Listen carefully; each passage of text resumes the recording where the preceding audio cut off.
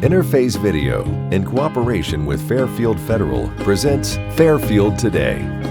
Brought to you by Fairfield Federal Savings and Loan, Fairfield Medical Center, Fair Hope Hospice and Palliative Care, the Frankie Smith Funeral Home, Fairfield County Adam H., Dagger Law, and the Fairfield County Board of Developmental Disabilities. Hello friends, and welcome to Fairfield Today. I'm Paul Jasson. Thank you for joining us. Another beautiful day as we tape. I look outside the big windows here at Fairfield Federal downtown. A beautiful day. Hopefully spring is around the corner. We don't know. You know, the time change, everything is getting to going here in Lancaster, so we're excited about that. We're excited about spring coming. It's a better year than I'm sure than we had last year, and we're going to talk about that a little bit today. One of the fun things about having a show like this is sometimes you just get to invite people on because you want to. So many things we do, they're having events, they're having causes, and those are all great things to talk about.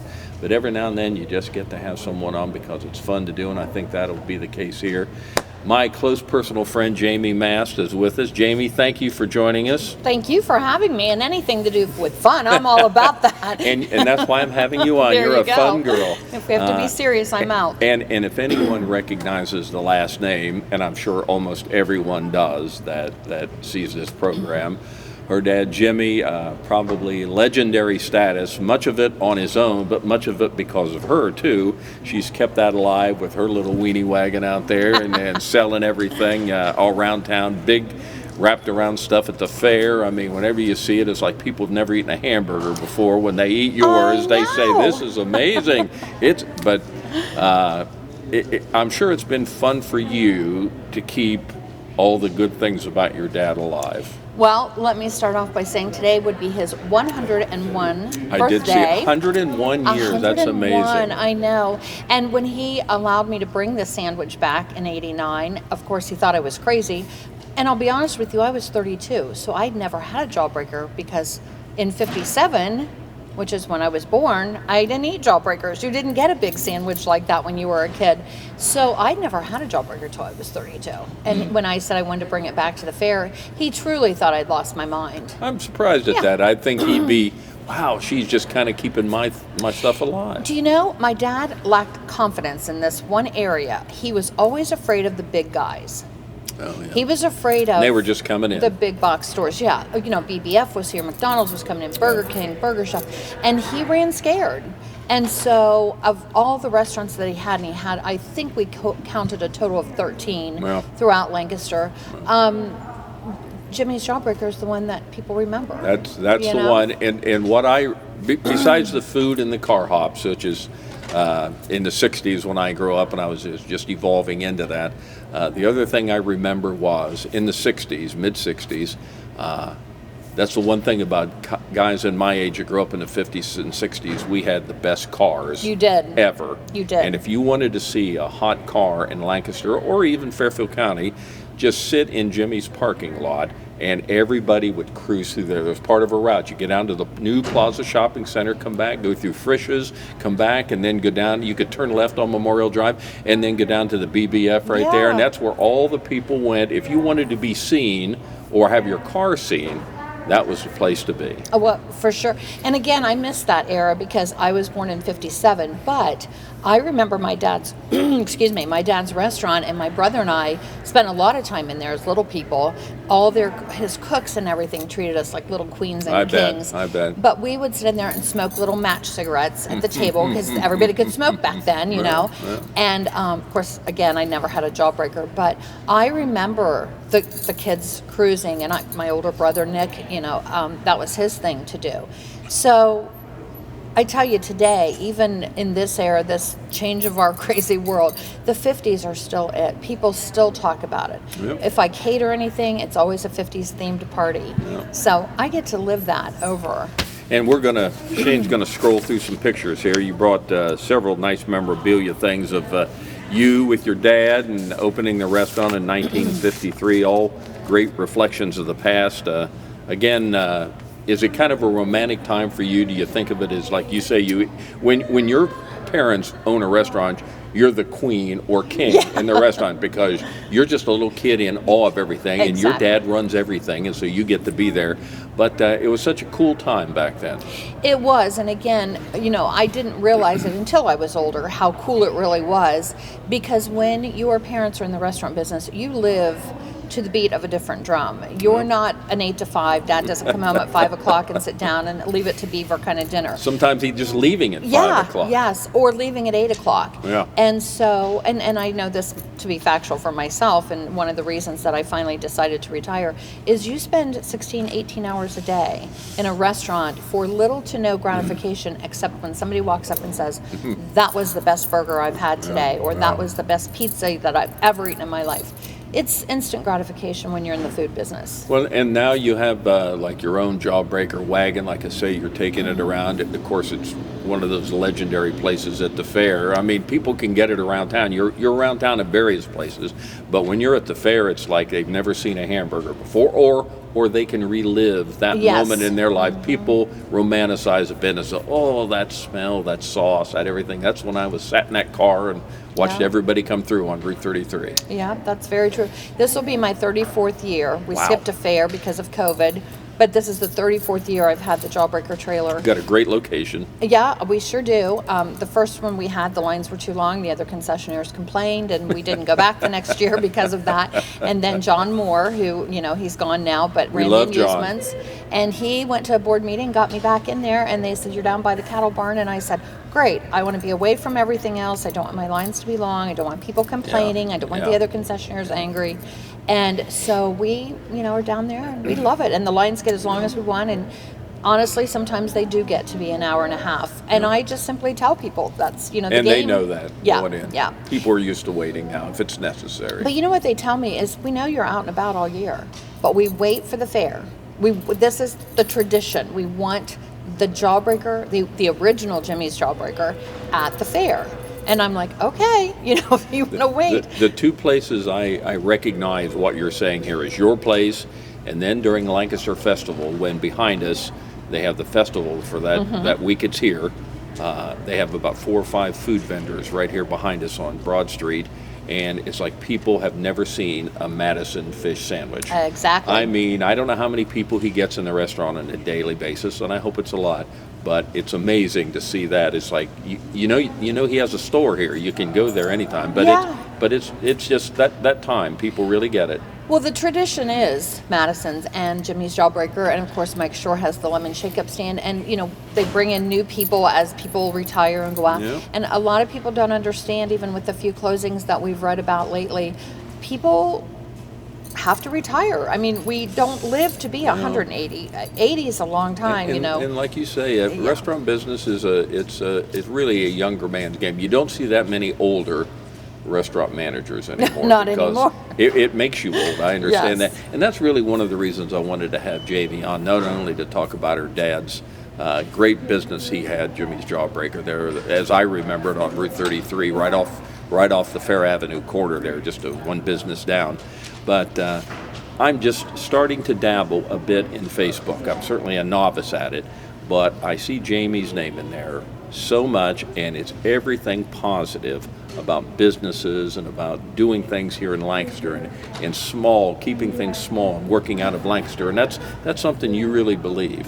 I do. My dad taught me a long time ago, you either stay small or you go really big. And I chose to stay small because I had children. I have 11 grandchildren. Now I have a great-granddaughter. And I want to still see them grow up. And so in the restaurant business, once again, it's a 24/7. And just in the management positions that I've seen you in, those hours that you keep.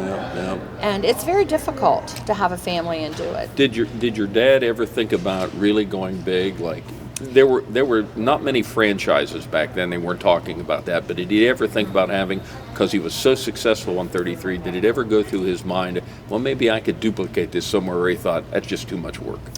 I think that he, much like myself, loved being in the business. So franchising was something that never really crossed his mind because, once again, he couldn't be in 3 or 4 restaurants let alone 500 or 5,000 Yeah. as it would grow. Yeah. And because we buy everything local, we buy our meat from Bays, it would be hard to get Bays meat Yeah. delivered to Iowa or California Sure, or Florida. sure. And so I've even dabbled in the idea of franchising 20 years ago, but it was the same thing. Even just going to, Chillicothe or Columbus, we would not be able to be provided by Bays, and Bays would have to enlarge. Yeah, they we'll see do if Dave much would do meat. that for you. Yeah, he probably would, but he does a lot of meat for us, Yeah. and it's crazy how many patties of meat we go through. And Oh. I'd love to have the total count someday, I suppose, when I completely retire, and I will completely retire. I'm not sure about that. I know. Maybe you will. I've said if I can go to 70 and keep the events that I have now, I'll be happy. And then maybe 70, I'll just go to the Lancaster Fair. Now I have 2 older grandsons who have played an interest, but they know how hard the Yeah. hours are in work. And They'll be into computers by Yeah. the time they get going. well, with children, they know you Yeah. can't do it. You can't Yeah. go to school functions, and you can't be there for Yeah. bedtime stories when you're in the restaurant business. So it's difficult, on that end, but it's very rewarding. You had a place just down there. Maybe your last place was there on Broad Street, across from O'Hewitt's, right there off the corner a little bit. And you've been around enough to see this renaissance downtown. It's been amazing in the last decade, maybe 10 years. I'm not sure, maybe less than that. But to see how far it had gone down, you remember it during many good years. Then it went down for a lot of years, and now it's back. And you come by downtown now, and it is jumping almost any night of the week. It's amazing. And in such a short amount of time that happened, Paul, because when I came downtown, it was a total fluke. I went in and talked to Tracy at Tracy's Collections, and she was on the corner at the time. And the little shop that I had, the pizza place down on Columbus Street, I looked in, and it was a coffee shop. They were closed. It was snowing. Snow was clear up to the windows. And I asked Tracy, do you know any place down here for rent? And she said, well, you might talk to the coffee shop gal. She lived over in Nashville. So I phoned her. We talked. We almost made the deal that day because she was like, I don't want to be in this business anymore. New owners that get involved, they think you walk in, everything's magically there, you open the doors and the windows, and it goes. But you find out real quick as a new owner, that's not the way it goes. So we took the building, and I opened it in 27 days.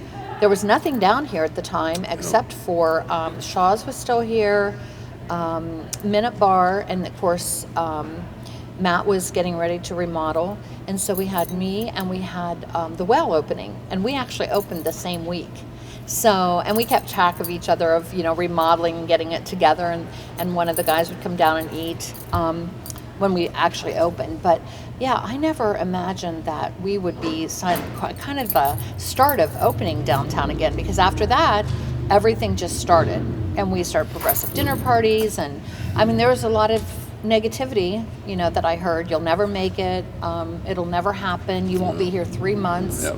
And I was like, you're talking to the wrong person. Well, apparently that's somebody that doesn't know you. Yeah, And you were talking to the wrong gal. It's amazing how quickly the time's gone. I know we could sit and reminisce. I'll have to have you back because I just enjoy talking to you. You're somebody that's grown up here, that's so pro-Lancaster, that believes in this community, and put yourself out there and says what you feel and feel what you say. So thanks for what you do. Jamie Mast with us.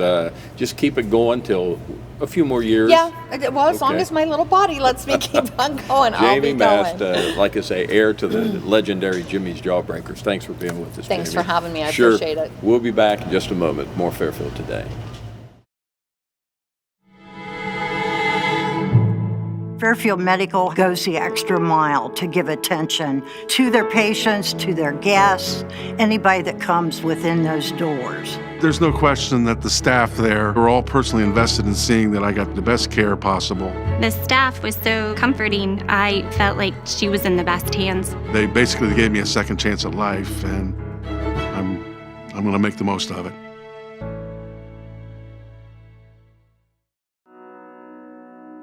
The Frankie Smith Funeral Home and Crematory in Lancaster and the Johnson Smith Funeral Home in Baltimore have a long and wonderful history of serving our community.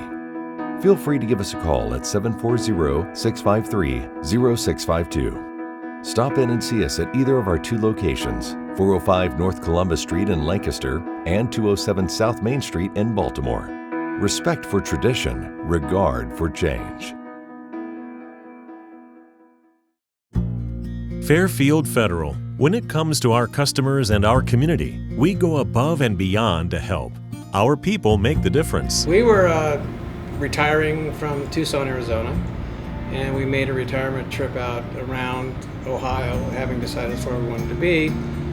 And we came across this town called Lancaster, and we fell in love with the downtown area where the fountain is and the memorials and the flags and all the stuff. And we looked around and I said, there's our bank right there.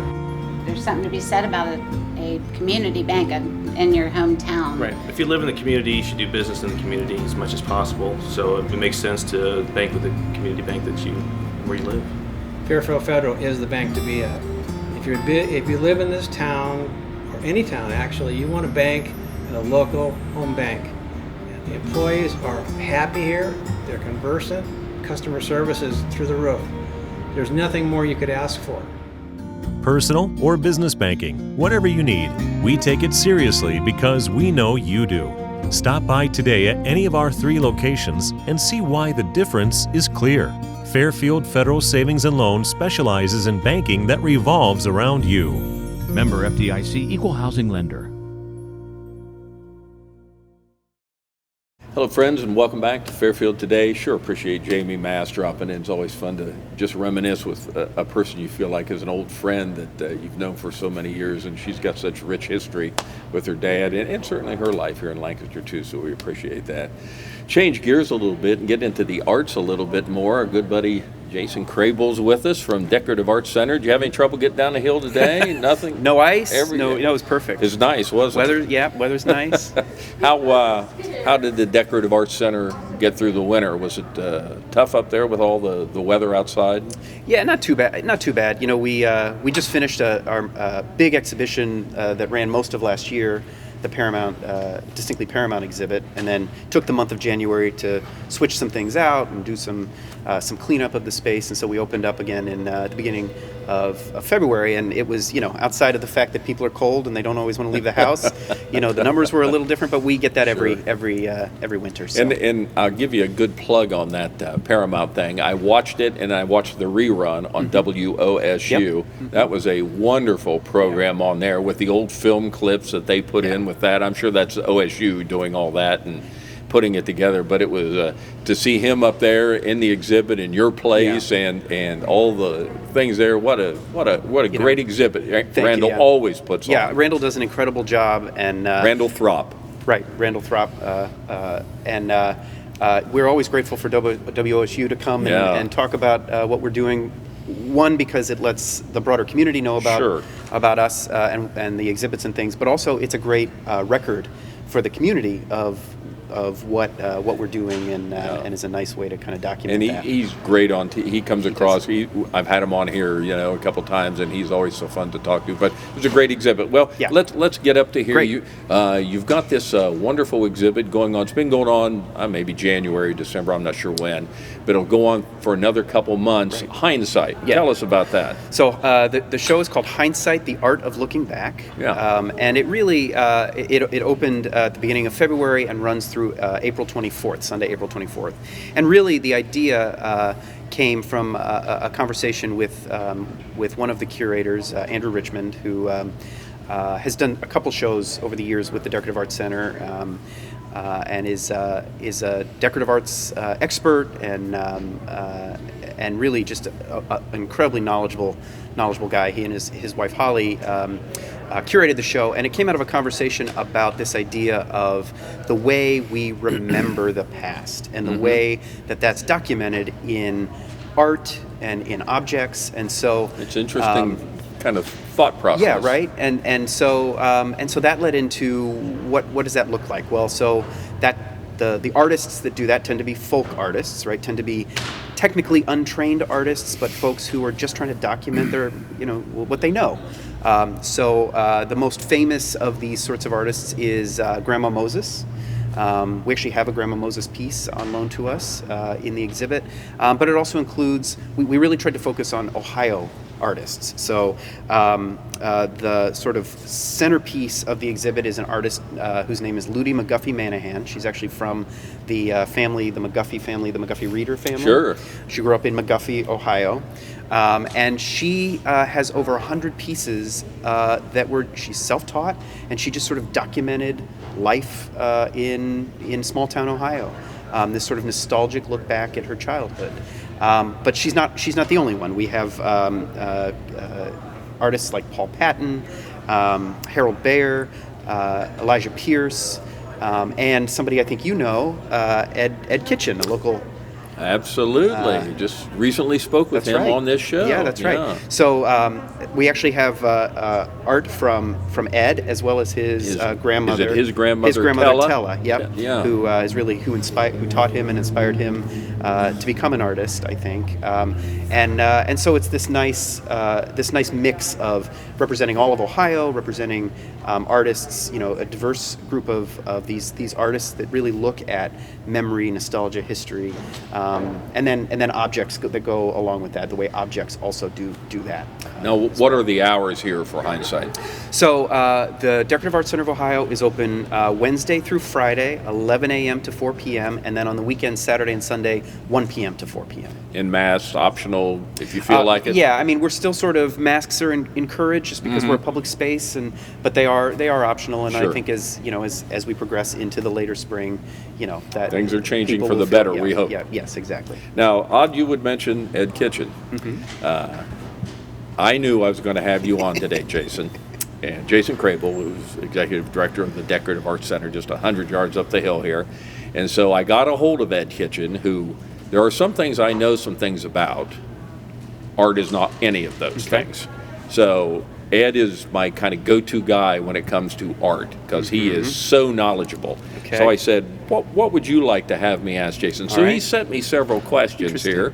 So this will be kind of a primer on how Ed looks at things, and I'm sure he's glad to be down here.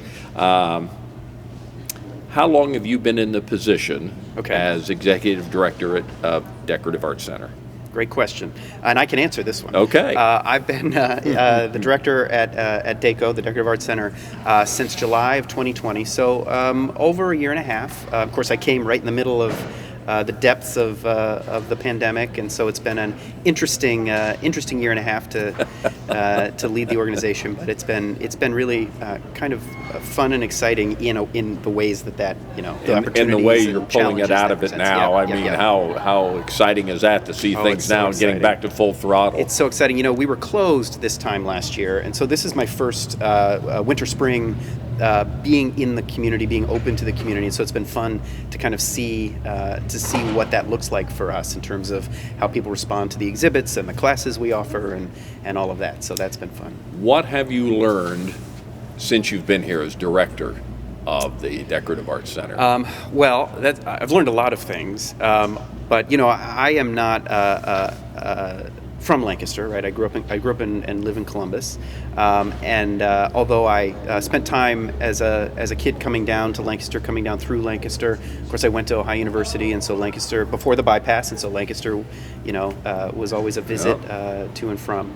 But really, one of the major things that I've learned and that I've really I'm just so happy about is the way that the community embraces the arts and the way that the Decorative Arts Center is able to be part of that fabric and be a resource for the community in a lot of different ways. Our exhibits, our class programs, which are really for everybody.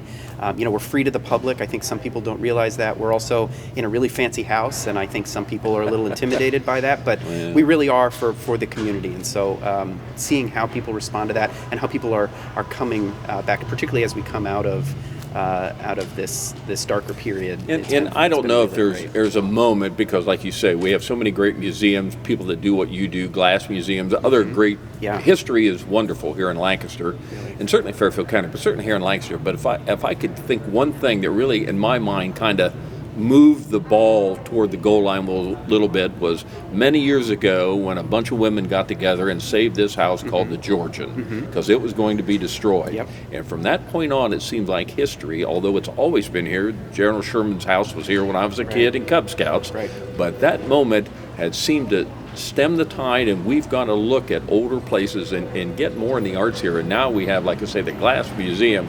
We have your place here. We have the Sherman House. The Georgian is a wonderful place that does so many things. And like you say, you came down through here and saw many things as a younger person yourself. That's a big deal here in Lancaster. Well, and I'm glad you mentioned that because, it really is all about intention. As with everything, it's really all about intention. The Georgian and the Sherman House was about people coming together and saying, this is important to this community, it's important to us, and we're going to... The same is true for the Decorative Arts Center and for the Glass Museum, right? These people who had a passion for what could be, great saw vision. it through, and that's all part Good of... for them. That's a representation of what the community, where the community's coming from, and it's great not only for Lancaster, but for the entire region, really, for Fairfield County. And we get as many people from Columbus who come down to Lancaster to see what we're doing, to see what's happening at the Glass Museum, and then they stay. They stay for lunch. They see what Lancaster has to offer, and it's we're trying to show folks that we're not as hidden a gem. As we sometimes still a gem, just not as exactly, hidden. All right. Exactly. And again, I've got some questions here from the great Ed Kitchen. He said, got some questions here for you. Another one is, how do you choose your exhibits? And you have to do that so far ahead. Yeah, we try to be, a year to 2 years ahead of things, in part because there's so much planning that goes in and preparation that goes into pulling one of these together. We don't have curators on staff, so that was going to be my next question. Well, so that can be a challenge, but it's really a great opportunity because it means that we can work with people from all over the state, really from anywhere, and really get new perspectives every time we create a new exhibit. So we're always on the lookout for exhibits and artists and stories that we see in the world. Occasionally people will reach out to us. We're always reaching out to other folks, and there's it's sort of an art and a science, right? We know we do 3 shows a year. We know they fit in these slots. We know the patterns of the community, when the fair is, when the festival is, what weather is like in January and February in Central Ohio. So we try to mix all of that, match, so we're not telling the same stories over and over, from one exhibit to the next, that we mix and match. And so it truly is, it's a really, in my position, it's really a fun thing to do. I really like doing that, and it creates all kinds of opportunity. So always, and in anything you do up there, and anything anyone does, money hangs over us all. It's certainly in an arts organization like yours, funded by so many different areas. If funding was not anything you had to worry about, do you have a favorite exhibit that you would love to see here if there were no limitations on anything you picked? Is there something out there you'd like to have? That is a great question. That's an Ed Kitchen question. That is a great question, Ed. I don't know that I have a single answer for that. I think that, I'll be honest, I think that, being sort of challenged with the financial aspects forces us to look outside the box a little bit sometimes, and go with things we might not otherwise go with. And we talked about the hidden gems in the community, really finding those hidden gems in the universe of what's possible. I think the Paramount collection is a great example. That relationship we have with Randall is one that we're very lucky to have because of his connection to the community. Yep. If money were not an option and anyone could do those exhibits, we're a small institution in a community. That might not be available to us because it may, right? So we actually try. I sort of see the restraints that are put on us in some ways as a tool that we can use. Turn it into a positive. To turn it into a positive. Yeah. Well, how's that, Ed? Answer your question without actually answering. I'll talk to Ed, and he'll be very happy with that. So, website is, is it decartsohio.org? It is. It's decartsohio.org. Okay. DECSartsohio.org. And the Hindsight exhibit is going right now. Wonderful thing with great paintings, great history, great things to look at. The hours again are? Hours are Wednesday through Friday, 11 to 4, Saturday and Sunday, 1 to 4. Well, it's always so much fun to have Jason Crabill on with us, Executive Director, to make the long trip here from the Decorative Arts Center. We appreciate the effort that he puts in to come down here. We truly do. Thank you, and I'm glad Ed could be a part of this. Again, he loves your place up there. He enjoys being there, and he's such a wonderful artist for a local kid. It's nice to have him and his grandmother's paintings up there. So it's Hindsight goes through the end of April? Yep, Sunday, April 24th. Okay, so get up there and see that and get to see all the Grandma Moses and all the great paintings. Jason, thank you for being with us. Thank you. Thank you. Thank you for joining us at Fairfield Today. Interface Video, in cooperation with Fairfield Federal, presents Fairfield Today. Brought to you by Fairfield Federal Savings and Loan, Fairfield Medical Center, Fair Hope Hospice and Palliative Care, the Frankie Smith Funeral Home, Fairfield County Adam H., Dagger Law, and the Fairfield County Board of Developmental Disabilities.